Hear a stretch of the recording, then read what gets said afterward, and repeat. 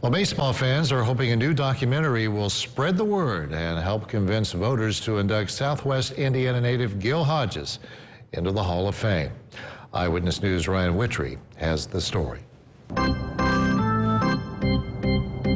He had more home runs than Joe DiMaggio, and he had more hits than Hall of Famer Phil Rizzuto. He's even part of an exclusive club of people who won a World Series as a player and as a manager. So why isn't Southwest Indiana native Gil Hodges in the Hall of Fame? He had a short career, but he had a very good peak. But then you look at Keith Hernandez. There are other first basemen out there, and there's also the probably accurate perception that there are possibly too many first basemen in the Hall of Fame relative to some other positions. But as Hall of Fame voters once again weigh his career, a documentary about Hodges called Soul of a Champion aims to convince voters and shed a new light on him. Hodges was instrumental in assisting Jackie Robinson, both on the field in breaking up skirmishes. At that time, there were a lot of opposing teams who were taking cheap shots at Robinson, and Hodges was the enforcer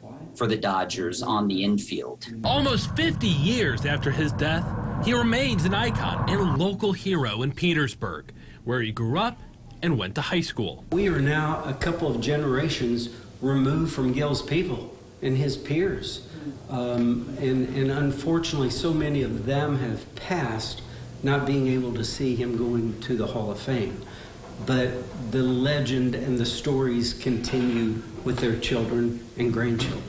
His son, Gil Hodges Jr., says that's evidence of the kind of person his dad was. It just says so much about his character.